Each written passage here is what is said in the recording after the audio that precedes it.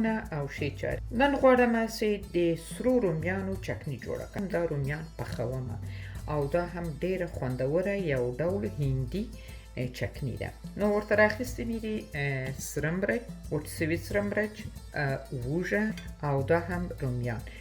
رومیان هم کوشش وکړئ چې داسې لږ څه کلک. او دې نه علاوه چې ده نیمه قاشقه ده زنجفیل، مالګه او دا هم سرکه. او دې نه علاوه چې ده په دې آسیایي دوکانو کې دي دا رقم په پاکټو کې دي، نو دې ته وایي د سرسو دانه میده دانې دي. یوه قاشقه دا ور دا هم یو رقم میده دانې دي. یوه قاشقه هم دا نه پوهېږم چې موږ به چی دې ته وایي، خو اوس به خلاص کړم بګرم. اوبه مې په اور کېښودلې او اوبه مهمه نه دي چې ویشي. او رومیانو دا سرونه مې ایسته کړل او له پوست سره یې همداسې وراچومه.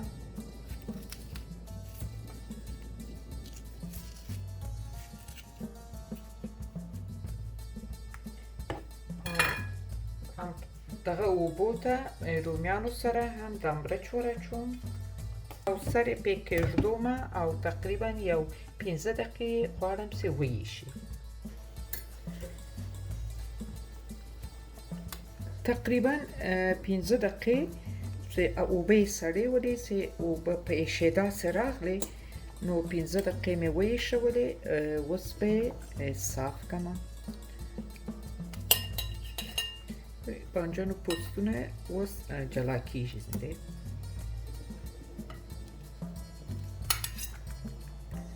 دا چکني ډېره خوندوره ده او تاسې کولی شئ مثلا چې کله یو خوراک مثلا که چرګ پخوئ، لا شوروا یو شی پخوئ، دا ورسره دیګي منځ هم وراچولی شئ، ډېر خوند کوي. دا د تر څو یو څو دقیقې دا بانجان به داسې پوستونه به یې ترېنه لرې کومه.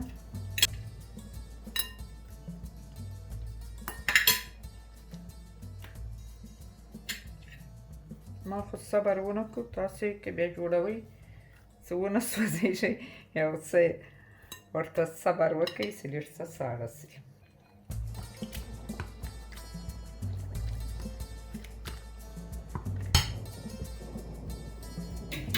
اوس به رومیان په دې ماشین کې واچوم. بیا هم وایم کولی شئ تاسې داسې په د کوفتې د لاس ماشین چې په هغه کې واچوئ، لاسي د غوښې ماشین چې ورته وایو. د مرچ به هم دا ډنډرونه ترېنه لرې کړمه او دا منځ دې همدغسې دا دانې دې پکې دا نه لرې کوم.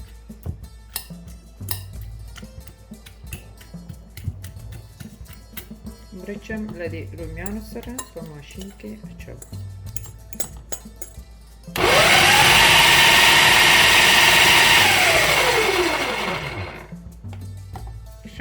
دا خو مې میده کړل.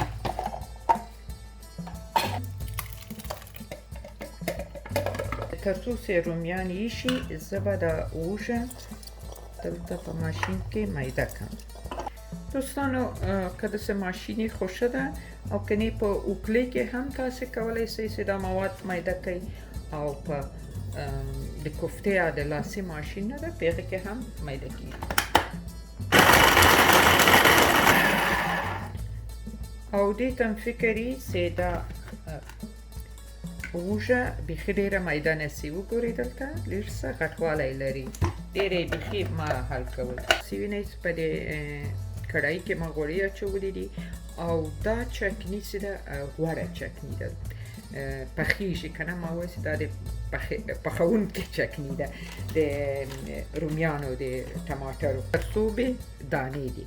نو دا په د آسیایي دوکانو کې دي، دا رقم پاکټونه دي، تاسې وګورئ پیدا کولی شئ. واره چې دا وراچوم او دې نه علاوه چې ده دوستانو دا هم په د آسیایي دوکانو کې دي، دا هم ورته پکار دي، دا هم ورته اواره قاشقه دا وراچوم او داسې به یو څه وښورم چې دا سره شي. یو څه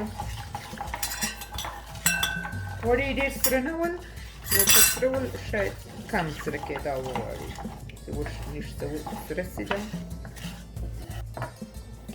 هغه څوک چې ډېر مرچې خوښیږي په ډوډۍ کې او ډېر استعمالوي نو هغوی که دا چټني جوړه کړي زه فکر کوم دعا به راته وکړي خوند به ځینې واخلي ډوډۍ سره ډېر زیات خوند کوي که په آش سره یې خوري شولې سره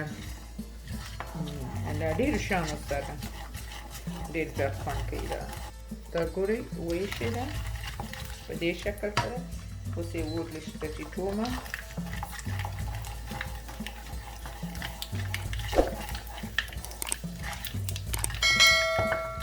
او اوس دا وجه ورځي او دا هم زنجفیل ماشینو له کوم دي ښه ډېر بوی یې ډېر ښه دومره سره کېدا یې ډېره باید نه سي او اوس به دا سره مرچو رومیان چې ور واچوم او دغسې پرېږدومه چې اوبه یې وچې سي او دا رومیان او مرچ پکې سره سي او که غواړئ چې رنګ یې ښه سور راسي تاسې کولی شئ چې سره مرچ هم ور واچوئ چې نور هم درته ښه ترخه سي او دې نه علاوه چې دا بیا زه وروسته پکې مالګه او سرکه هم ورچوم دا بیا د وروسته مرحله یې ده وروستۍ مرحله یې ده اوس یې دغسې پرېږدمه اور یې تېزومه چې اوبه یې وچې سي او په غوړو راسي دوستانو داسې په غوړو راسي اوبه یې وچې سي بیا زه غواړم یوه قاشقه دا دلمه مرچ هم بیا یوه قاشقه د رنګ په خاطر هم د خوند لپاره یې مرچوم البته دا پکې ضرور نه دي دا زه غواړم دا نو یو څه وخت غواړي لکه هغه روب چې جوړېږي او غواړو چې بانجانې اوبه ټوله وچ سي که نه نو یو څه وخت غواړي نو زه بیا دغسې یو څه پرېږدومه چې دا اوبه یې ښه وچې سي دا باید په غوړو راسي لیدونکو دلته کمپاني دا د سرو مرچو دا وینئ سره مرچ دي دا هسې ما ومو ایښول او دا ما ډېر بیخي ډېر نه ول وچ سوي یعنې سره مرچ چې تاسې اخلئ که هغه تیار یې اخلئ خپل یې نه وچوئ تیار یې دوکان کې اخلئ هغه ښه وچ کلک وي او که خپل یې وچوئ نو حد اقل باید یوه هفته پرې تېره سي خو ما به 2-3 ورځې پرېښودل سودا مې وسه زه دا چکني زر جوړه کړمه روزه مبارکه ده که چا خوړله استفاده ځینې وکړي نو علت یې شاید همدا یې دا مرچ مې بیخي وچ نه ول نو چې څومره دا سره مرچ وچي درته ښه ده هم مالګه تقریبا یوه نیمه قاشقه مې ور واچوله دومره ښه بویږي فکر کوم دغه دانې چې مې ور واچولې دې علت وي دا مخکې کله په چیش کې نه دي استعمال کړي او دې ته که تاسې دا سرکه ور واچوئ نو دا څو میاشتې تاسې کولی شئ چې پاته چې په یخچال کې کېږدوئ استفاده ترېنه کولی شئ او که سرکه ور وانهچوئ بیا نو لږ زر خرابېږي دوستانو تاسو وایئ چې ویډیو زر زر جوړوئ ویډیو ډېره سخته جوړېږي تنها د پخلی نه ده سړی پخلی کوي وایي بس موبایل به کېږدو ویډیو به جوړه کړو دا ایډیټ غواړي او څه حوصله غواړي روزه مبارکه ده او بل انشاءالله که ژوند دې ډېر خوراکونه ډېر دي سوکه سوکه به غواړم چې د هر ډول خوړو اسانه وي او بعضې شیان چې ده موږ خپله چې ده د چا خبره په کور کې لرو زیاتره وخت رانه خرابېږي چې جوړې داسې یو شی ترېنه جوړ کړو ښه ده ګورئ اوس سوکه سوکه په غوړو راځي اوس به دا دلمه مرچ ور واچوم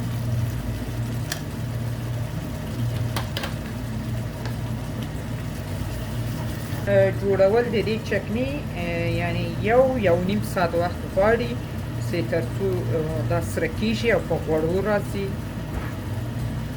یعنی ټوله چې ماشین مې کړه ریزه مې کړله چا خبره پرېږدم ټوله یو نیم ساعت وخت غواړي دوستانو دا د ما د چکني خلاصه شوه فقط ګورئ چې په غوړو باندې راغله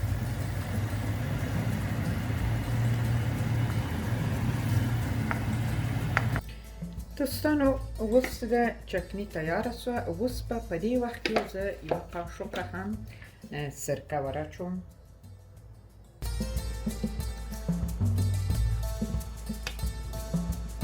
نو خدای دې وکړي چې د تاسو د ما د نن ویډیو خوښه شوي دوستانو. دا چکنی جوړه کړئ. البته څوک چې مرچ خوښیږي ډېره ترخه ده. نو خدای دې وکړي چې تاسو د ما ویډیوګانې خوښې شي، درسره لایک یې کړئ، خپرې یې کړئ، ترڅو ټولو دوستانو ته ورسېږي او راسره خپل وړاندیزونه فرمایشونه راکړئ چې زه تاسو ته ښکلې ښکلې ویډیوګانې نورې هم جوړې کړم. تر بیا